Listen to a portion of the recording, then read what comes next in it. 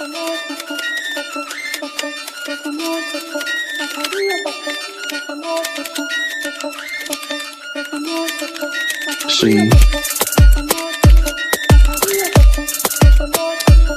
see, One of the highlights of the show that see, bus, H, E, see, bus, H, E, see, bus, H, E, see, bus, H, E, see, see.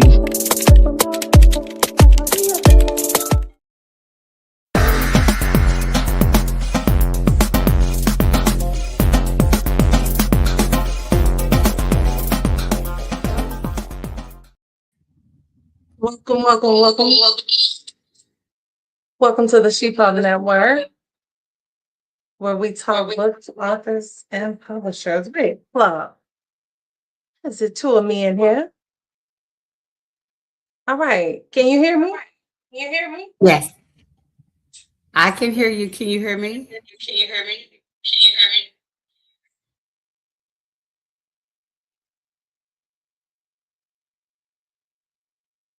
All right. Can you hear me double? Yes. This is hilarious. It always happens when it's time to go live.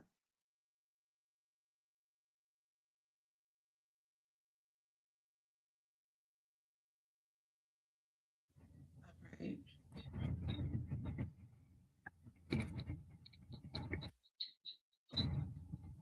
Hola. This is silly. All right, y'all.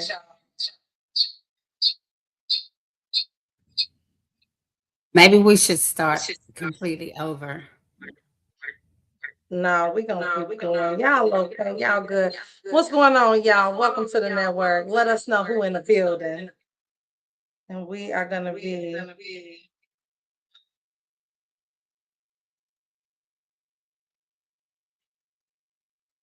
oh, this is so silly.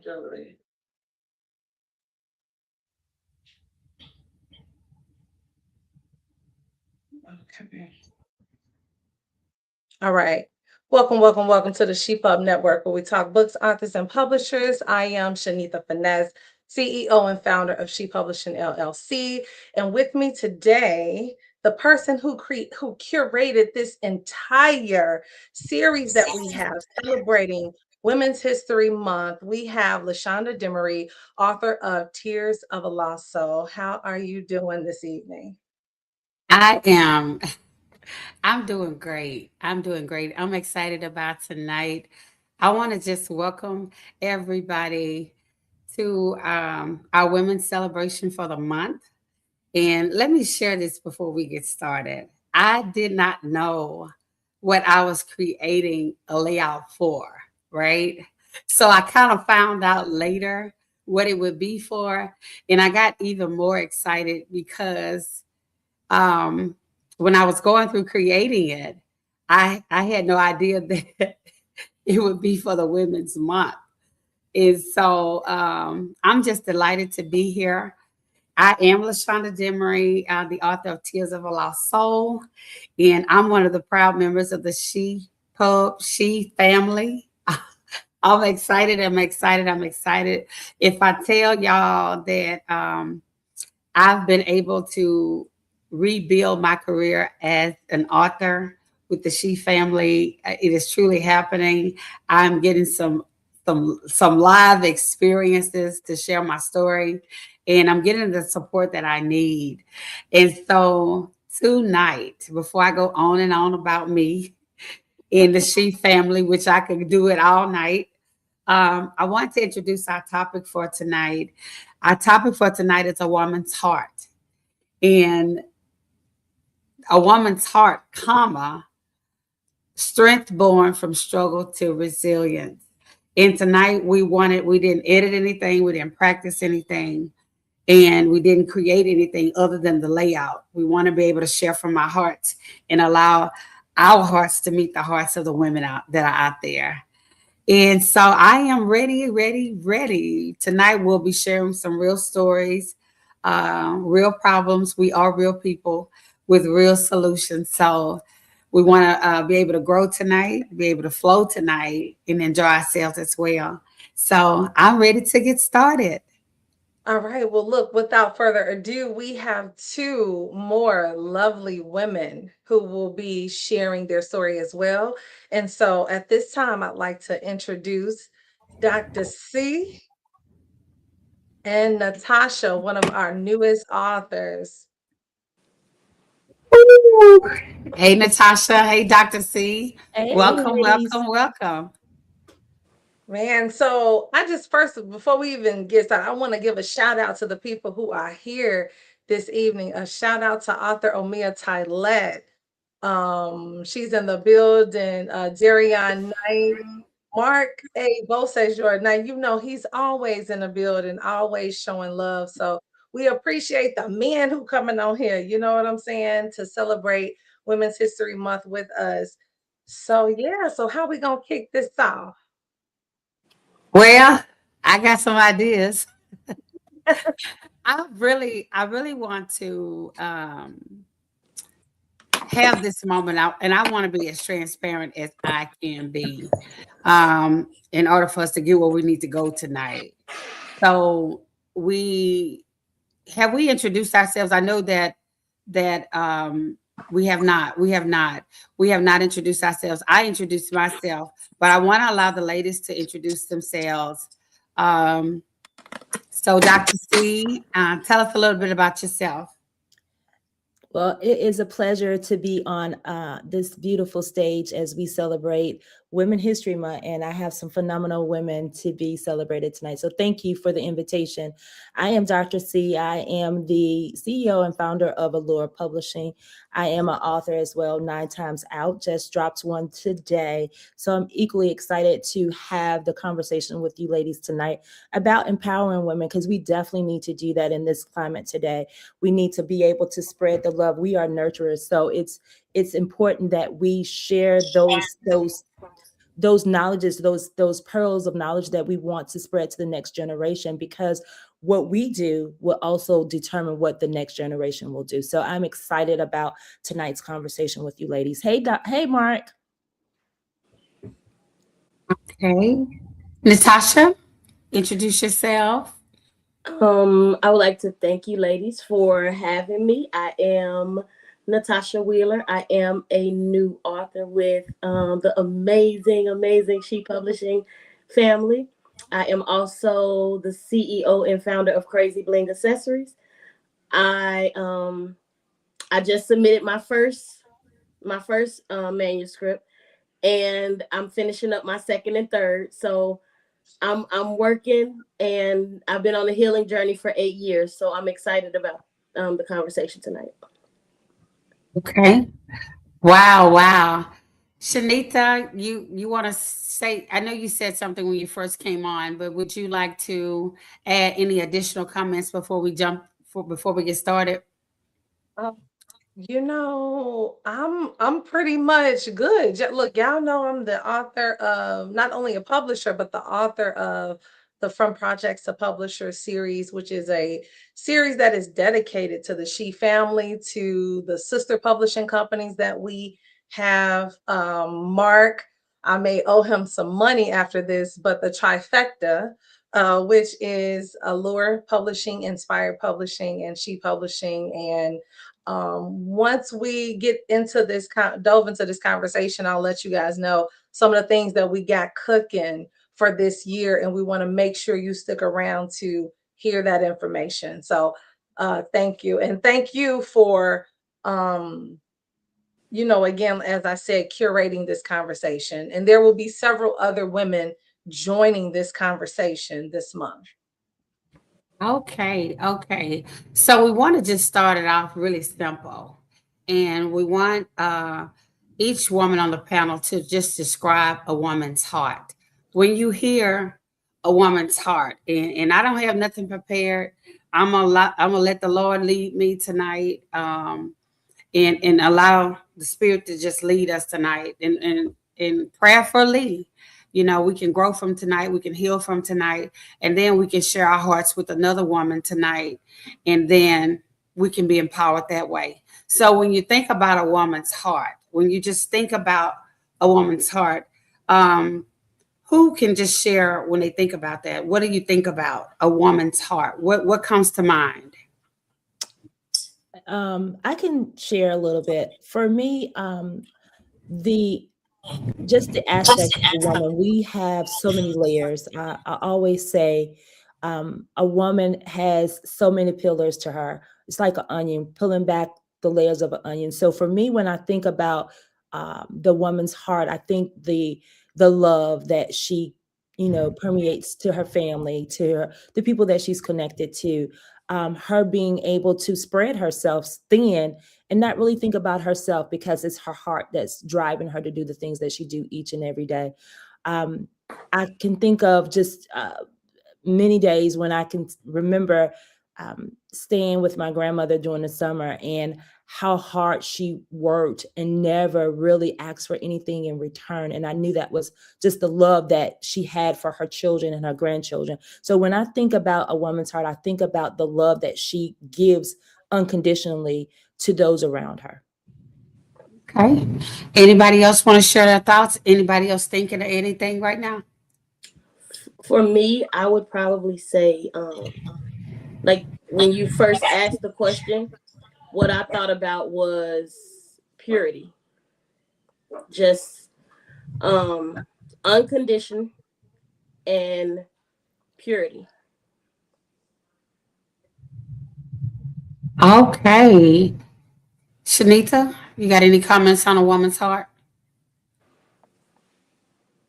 Yeah, I gotta tell you, when I think about a woman's heart, I think about how my husband should be treating his heart right here, okay? As well as of my children, and friends, we are women. We actually had a collaborative book that we did with you. And actually, there's another collaborative book I'm doing with another group of women, and we talk about being a woman first or being human first. And then um, just I hear a lot of podcasts with men saying, oh, how you should treat a woman and this, that, and the other. And people listen to them podcasts and it's all good, but definitely hear it from a woman because, and I mean, the woman that you're interested in. And I think about, I want my family and my friends to treat my heart gentle and with care. I want to feel that you have that love for me, So for me, it is an actionable kind of a thing, but then it's also just a conversation that I would want to have with my loved ones because sometimes the expectations that we have of the heart may not be others' expectations. Okay. So when I think of a woman's heart, um, soft, just something soft comes to mind. Even though we may begin to operate, you know, in an independent fashion, and all of that don't happen at first. But a woman's heart, when I think about a woman's heart, I think it's different than anybody else's, versus, we have different people in the world, all type of people. But when I think of a woman's heart, I think of something soft, I think of something just different, unique, a woman's heart. So when I think about, when I go into the second part of strength born from struggle to resilience, we are women first. We are women first. And in a woman's heart, she has to be cared for in the special way that she needs to be. It's like, we don't ask for much. I don't think. It's Oh just, no. I'm saying, like, it's just a certain, we are delicate. Our hearts are delicate. And so I think for the most part, we can do what needs to be done, but it's something about our hearts that needs this special attention, a special effect in order for us to produce even more, if that makes sense. So a woman's heart, I just think of the word soft, and gentle, delicate. So that's my take on a woman's heart. That's what I want to add to the pot. And I do agree with everything everybody said. So I didn't want to repeat what we said, just wanted to add more to it. So when we go into strength born from struggle to resilience, I think that's where the meat of the conversation really begins to happen. When we Yeah. talk about what was birthed through our struggles and how did we get to be the resilient women we are today. Okay, so we have to reach down and grab some transparency, because we was not always resilient. We was not always wise, or we didn't always make good decisions. And so I can see how the woman's heart, how her heart has transformed from the baby girl that she once was, through all the different things that has happened, especially in my life. And I don't want to talk about me first, but you can look back over your life and see where some incidents you can look back at even now to see where you had to struggle to let it go. You had to struggle through it. You had to struggle. It's like your struggle is made you who you were today. So I want to pass this question around about our struggles to get to where we are today. If you can just share a couple of struggles that, and I'll share this before we get started. I was molested at the age of 12, right? I was abandoned by my mother, before I turned 12, like in my younger years, right? So dealing with abandonment issues early as a child, and then something like that happens at the age of 12, it turned my life into a twist, right? So I ended up searching for love in all the wrong places. And that was a struggle for me, even as a child, right? So when we think about our transparency and moments in our lives where we had to struggle, and we look back on that, we can see today how it fashioned us. We can see today how we are reaching young girls, how our stories really help other women. But what does your story look like? And what did your struggle look like? And what was just one or two struggles, share as much as you may, that you can identify with today that made you the woman you are right now? If I could kick that one off, it's amazing how I have managed to sit with myself, by myself, and love on myself in my move. I've been in Georgia for almost 8 months, and I didn't know that I knew I needed this move, but I didn't realize in the moment how bad I needed it. I took 30 days, the first 30 days I got here. And I took those 30 days, I shut out everything. I shut out the noise. As me and my friend would say, I shut out the noise. And in 30 days, people talk about self-care. For me, what self-care looks like is me taking them 30 days to sit with myself, by myself, and love on myself, and learn to appreciate myself for who I was. And like I said, I didn't know I needed this move until I got here. And I didn't know how bad I was struggling with, even though like I overcame domestic violence almost 8-9 years ago.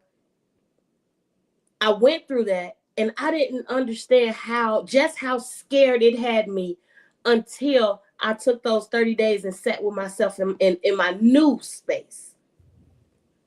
That thing almost took me out. It almost took me out. In the midst, before I was able to leave, and I tell this, I guess it's meant for me to tell this part of my struggle and my story often, because I know somebody else is dealing with it. 36 Xanax, 3 days and a wake up. God said, I ain't done with you yet, sis. You got to go tell somebody that if I can get you up on the third day, like I rose on the third day, you got something to do. You got a story to tell. You got a mission now. It still did not resonate with me until I made it to Georgia. The way I got here, I almost didn't get here. I didn't have the money. I know where it came from. I know the source it came from. I didn't have the money to move. I didn't have a truck. I didn't know who was going to drive my car, who was going to drive the truck. But it all worked out. And now that I'm here, I'm becoming the person that God intended me to be. And I'm sitting here to say that regardless of what it looked like,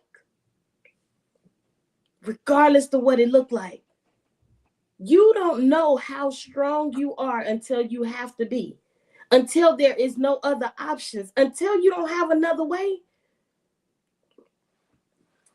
What I'm standing in right now, when I tell y'all I manifested this situation right here, I'm giving myself chills. I manifested this. This is on this wall next to me. It says I will be speaking amongst women, empowering other women. Mm-hmm. I wrote that. I wrote that I was leaving where I was. I wrote that I wasn't going to look like what I've been through. I wrote that I was going to go to a car. I said I was going to get me a house. I just told Miss Shanika that I'll be a millionaire next year.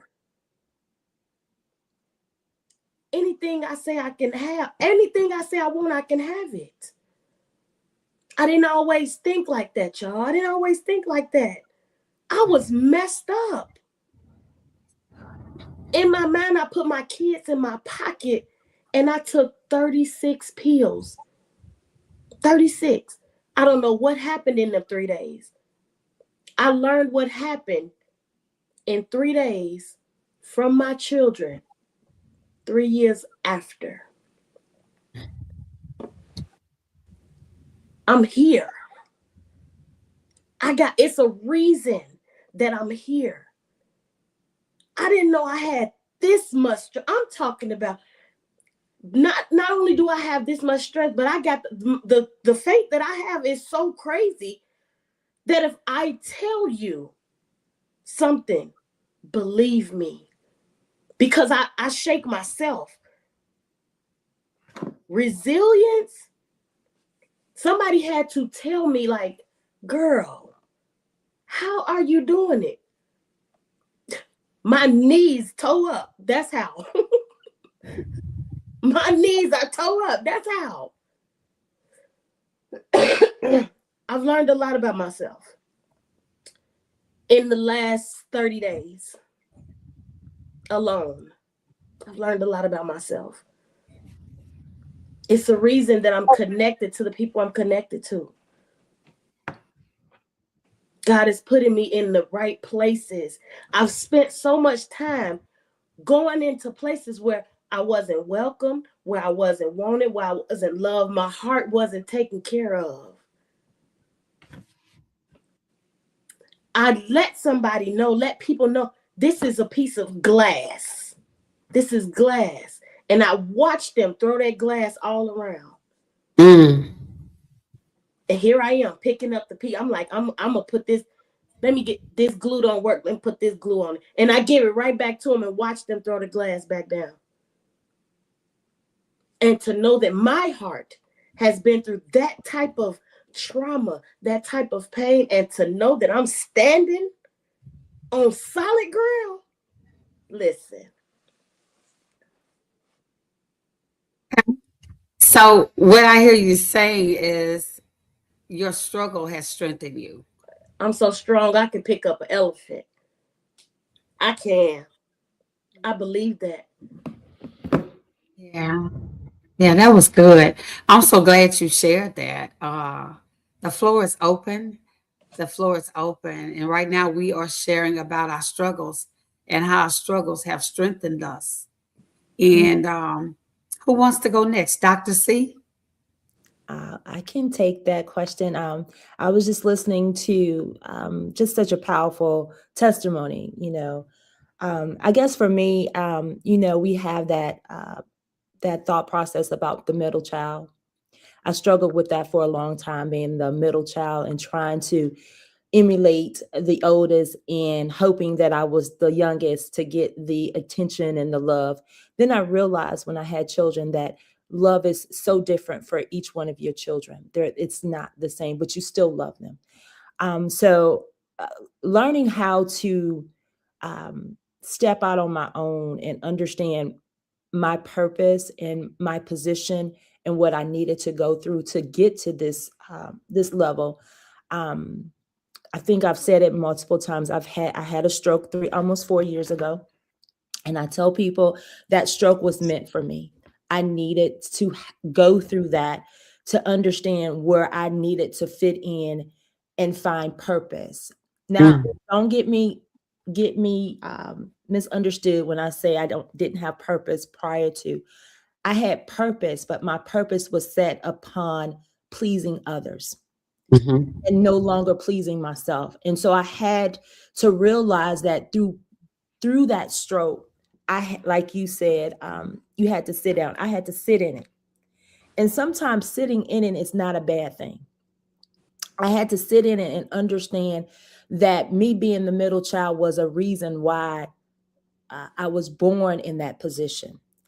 And that position is not bad as I look at it now. But when I was going through it, it was a hard pill to swallow because, again, I had an older sister and a younger brother.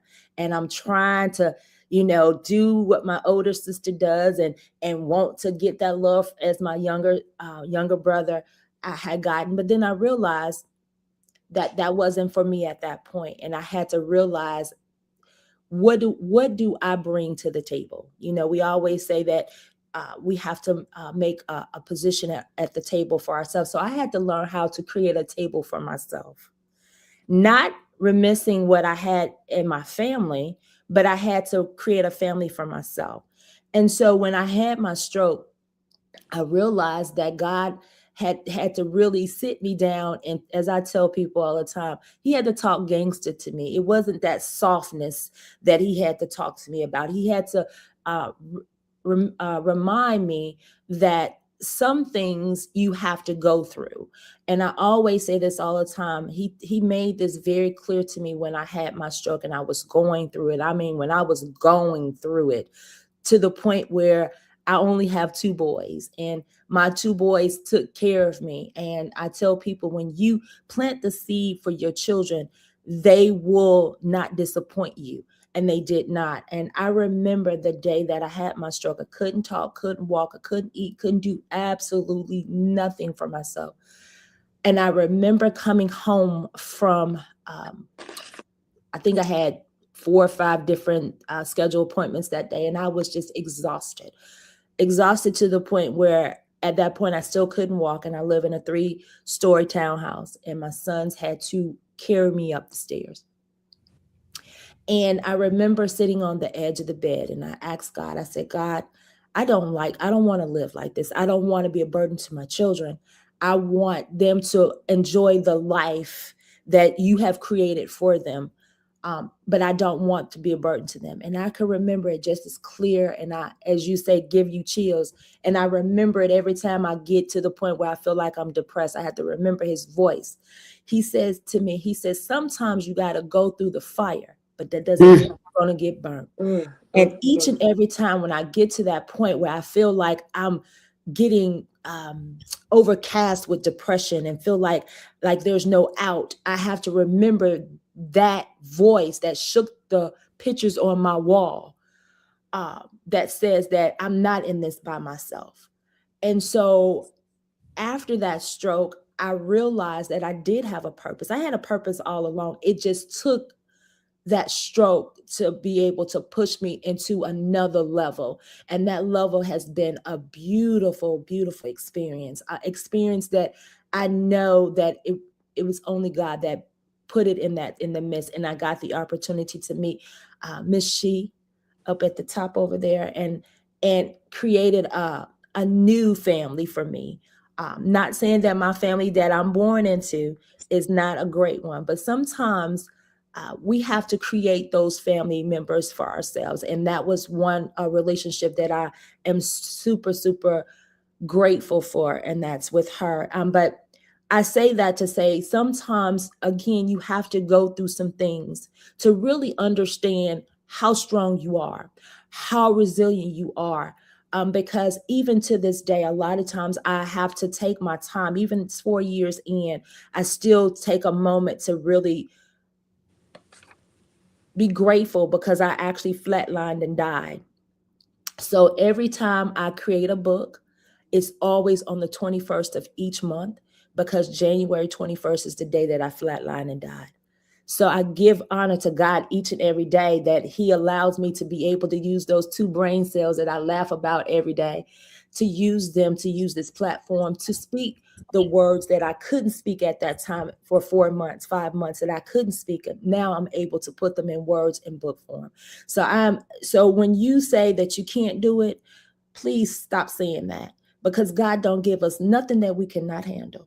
And I am a witness to say that if I can die and come back and have a platform that God has allowed me to allow other people to tell their stories, then I'm doing all right. I'm doing That all is right. good. That is good. That's good. I do want to That's jump good. in. I Okay. want to jump in and just share some feedback from the audience, because they're a part of this conversation as well. And Mark, he says the strongest individual is the one who has passed through trial by fire. I'm looking at 4 strong Black women, and we thank you. And then Omia says, look at God, and just to let you guys know, um, Omia, she said she personally struggled with love not loving her back.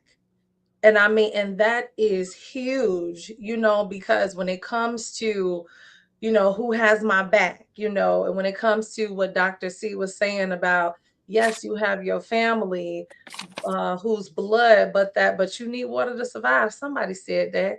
And it's just the truth. You need those people outside of the people that you know. Like, we didn't know each other, but guess what? We are forming a family, a true literary family, sisterhood bond. And this is the reason why, we are sharing our stories today. So I just wanted to jump in and just share some of the comments from some of our viewers.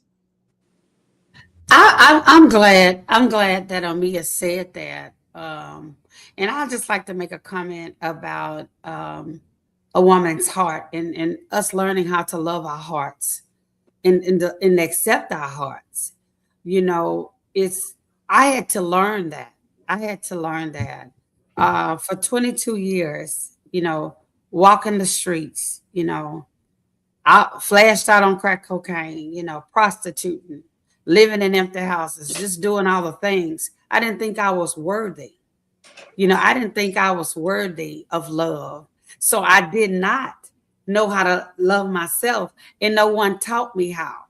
No one taught me how.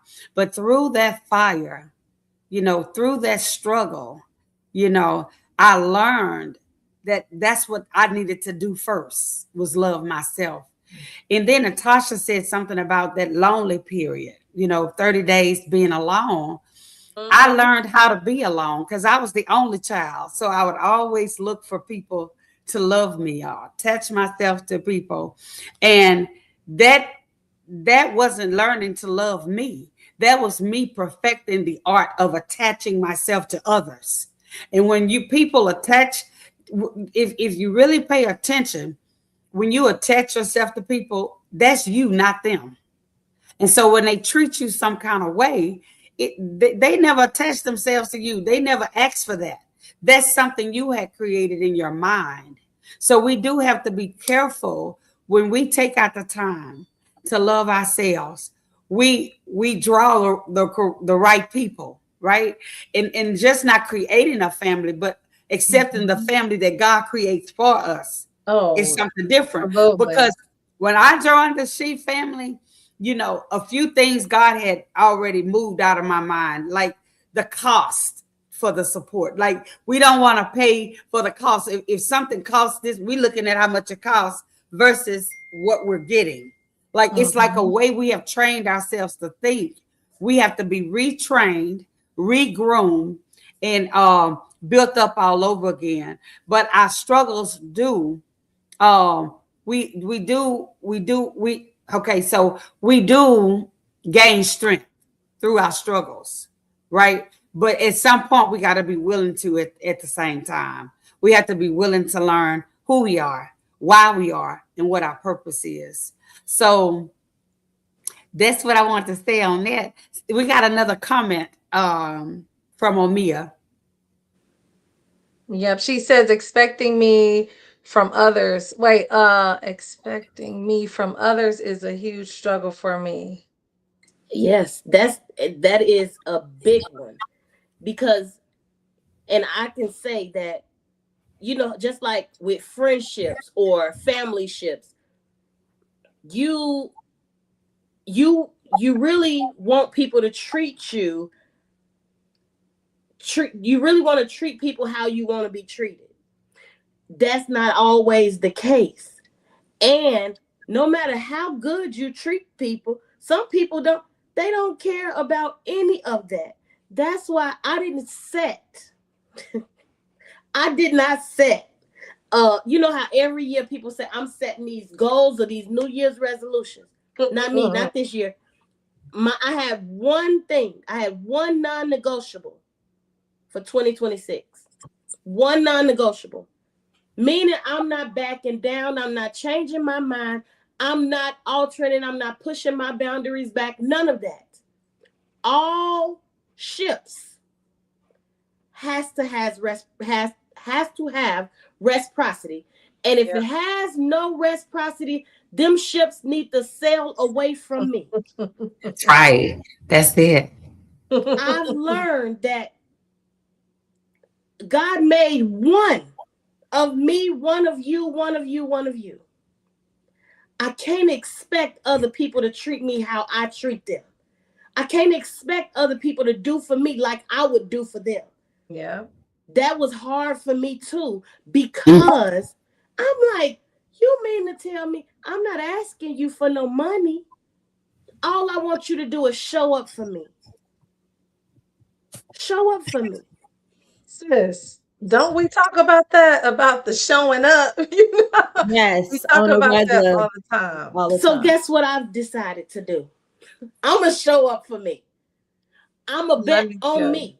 I'm pushing all my chips. 2026, every chip that I have, I'm betting on black. Everything I got on up right now, if I cover this brown shirt, is black, okay?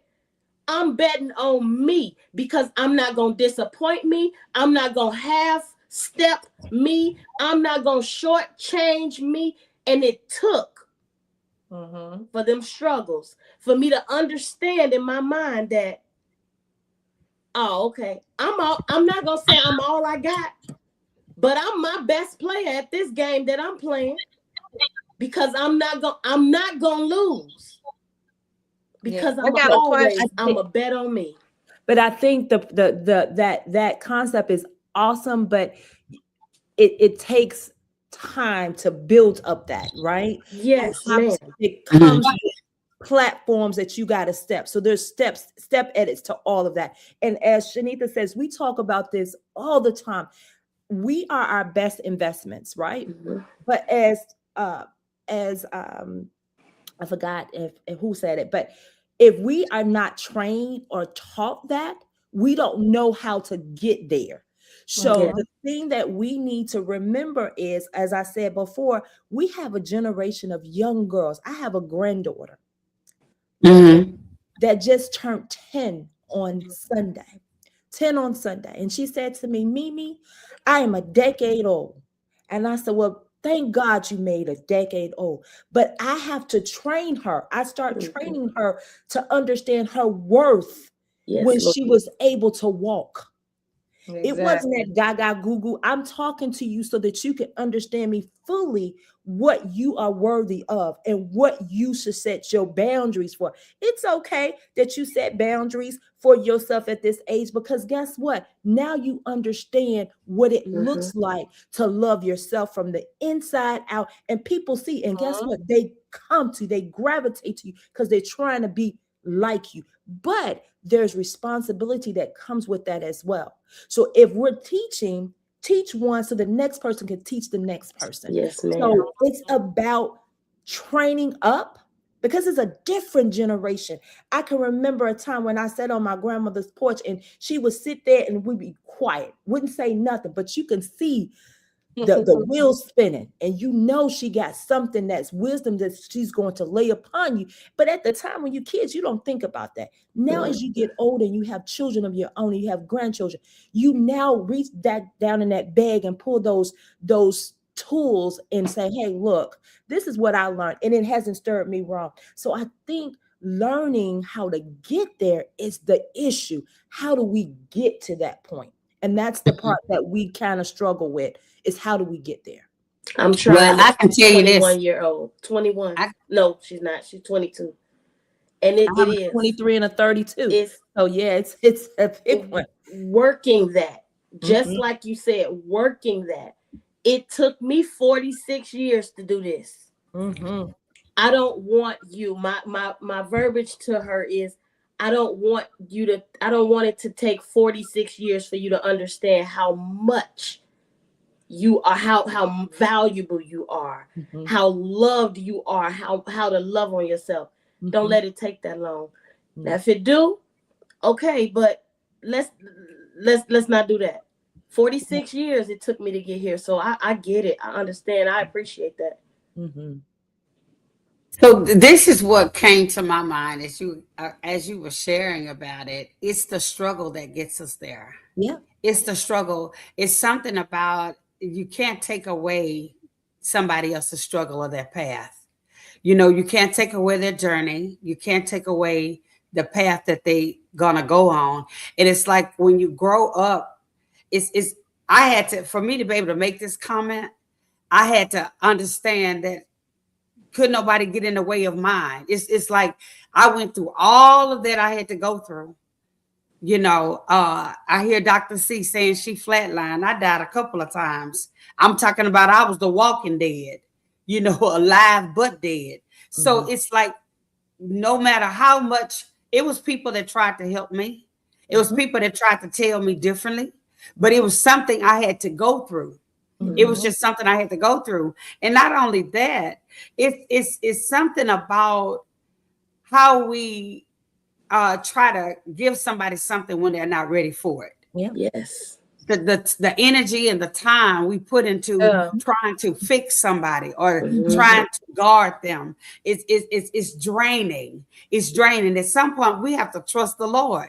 It's just like, and then some people say about a higher power, or trust the power that's greater than yourself, or whatever that may looks like. But at the end of the day, the struggle is what molds the individual. You Mhm. know, the struggle is what produces strength. The Mhm. struggle is what produces wisdom. Like if you never go through nothing, I'm a drug counselor, all right, by lived experience. I'm a drug counselor, and I know drug counselors who they, who don't have the experience. They counsel from a different angle or from a different Yeah. Yeah. perspective, right? Mhm. Hmm. Mhm. They don't really understand what the person Hmm. is What it going looks through. So like. their Exactly. words come from a textbook. Mhm. My words come from an experience. Experience. So it's the Exactly. that we go through. Yep. In order for us to reach someone, they do have to be ready and they do have to be willing. But our Mhm. struggles do produce character. Of So it's course. some things that we can't avoid in life. Mhm. If I tell you some of the things that I've been through, you just wouldn't imagine. How are you on here Exactly. talking? It's like, but in some people didn't make it. Yes. You know, Yes, it's you're a right song about that that. says millions didn't make it, but I was the one of the ones who did. So Mhm. trials and tribulations, we can't go around them. We Of can't course. get rid of them. We can't avoid them. But I can tell you this, it does produce character. It But it does produce also, our character. I Go agree. And ahead, Dr. C.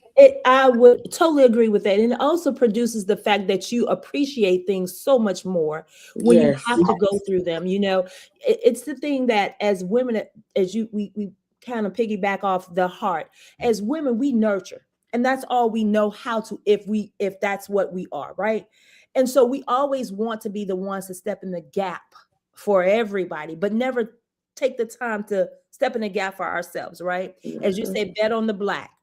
Yes, you have to bet on the black when it's black all the time, right? So when we think about uh, the struggle, and the struggle is real, as we say, it's real. You have to go through some things to be able to get to the other side, to be able to teach and preach that what you've gone through. And I agree with you. It's things that, as I remember my son's father told me. He says you cannot uh, teach a boy to be a man.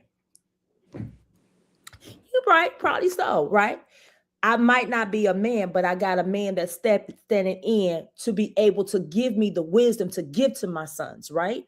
Amen. Right. So don't take that away from me as me not being a man, but I'm still his mother. Right.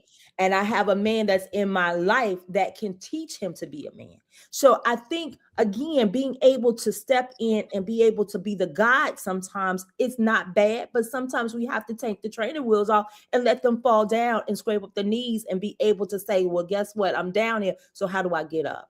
And that's for me, that was my struggle. My struggle was being able to understand that sometimes, even though I fell down, I knew that I was looking up. I wasn't looking toward the ground.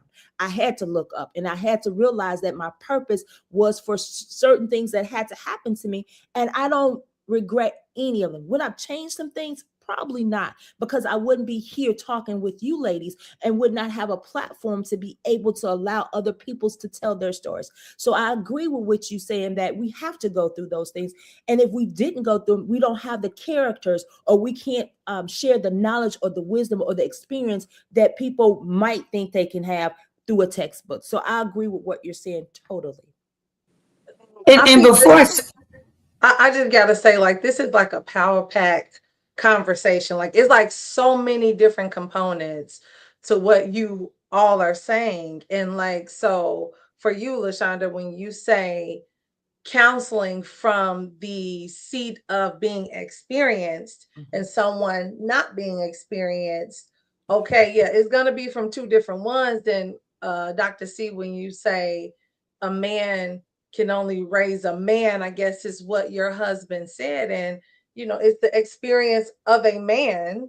Like, as far as I'm concerned, I don't know if I could raise a man to be a man, because I am a woman, but I Right. can bring the other men in their lives. So like that component of being experienced and just being able to give information. Can a marriage counselor tell somebody about marriage and they ain't been married yet? Married Well, before. maybe they can, but they ain't been married yet. So I do think about some of those components. Now, what I do want to do is just piggyback on, because we at like 50 minutes in, and I just want to introduce some of the books.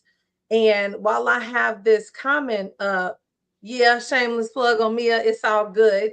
One of her new releases, What Love Took From Me, Married to His Plan. I mean, Married to His Pain.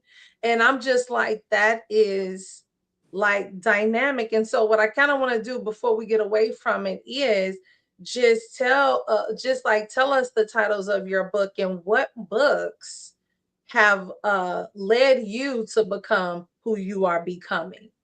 What is that book that you wrote, or what is that book that you're writing? And I would like to start with LaShonda. Like, your book, Tears of a Lost Soul, me reading that touched my heart. It's a straight page turner. It was in Confessions of a Publisher book club.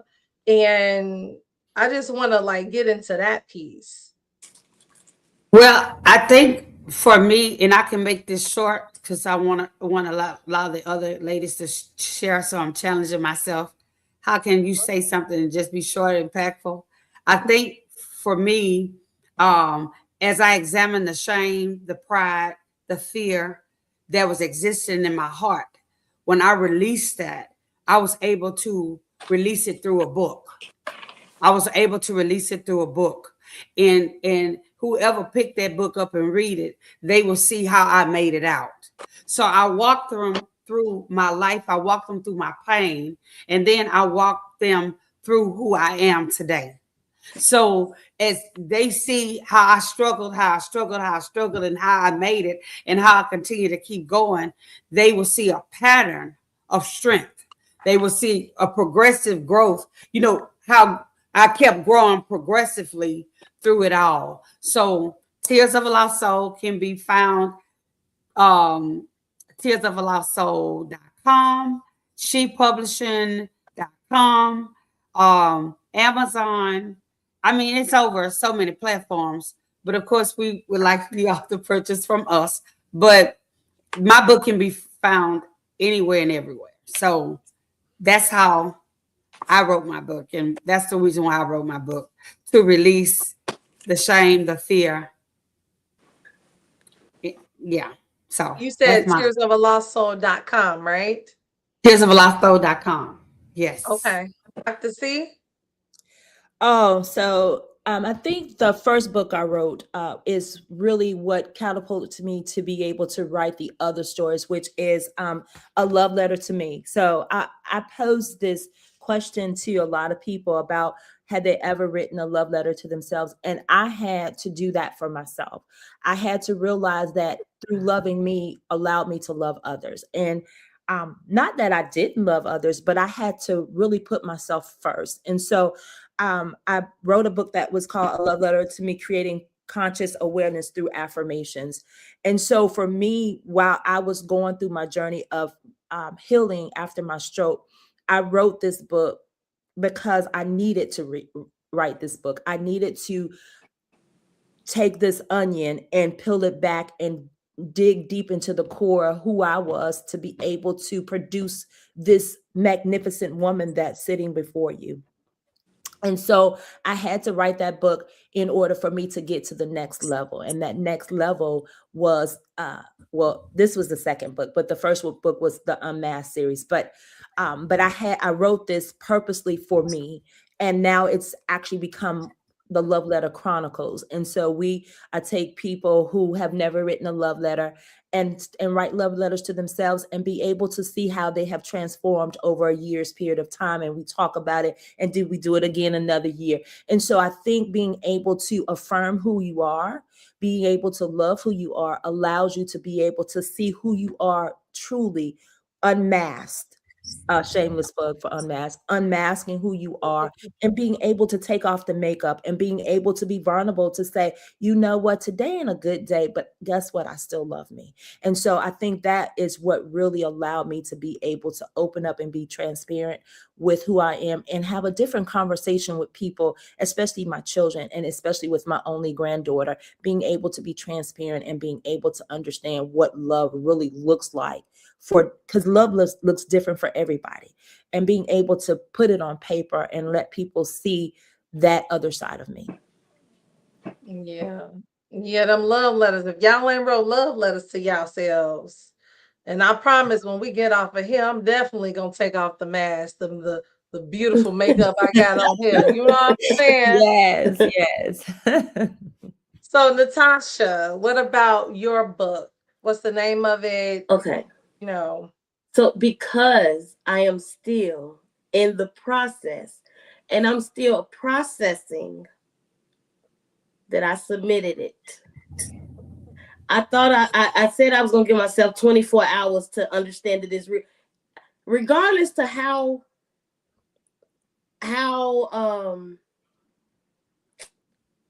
excited, like I've had a lot of candy today, so it's hard.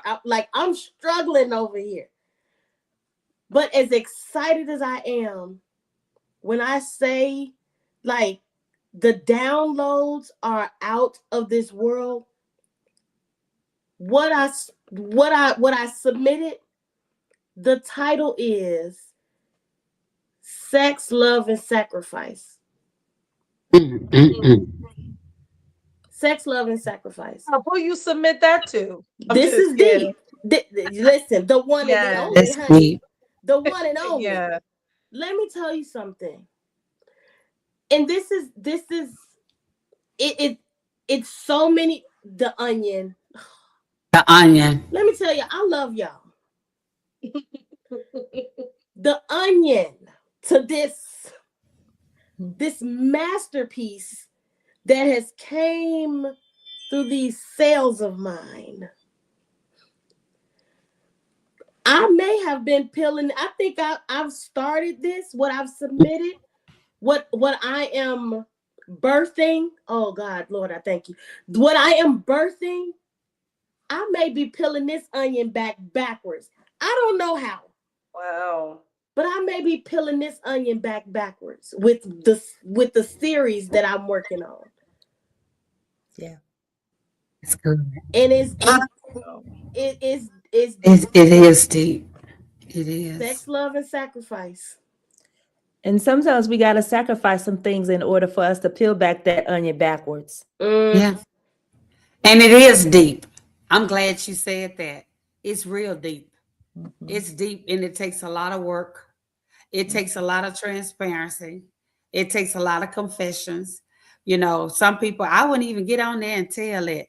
I wouldn't even say that. I wouldn't even write that. How did you write that? You know, some people, but we have to be mindful of that.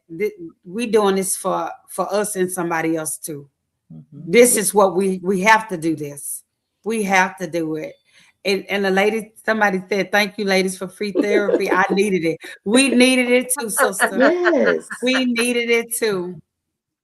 I think, You know, I think something that you said, Miss LaShonda, that it's like, you know, when people look for therapists or counselors or and this is something I just thought about. You know, you can sit and you allow that person to come into your space and you're vulnerable with them.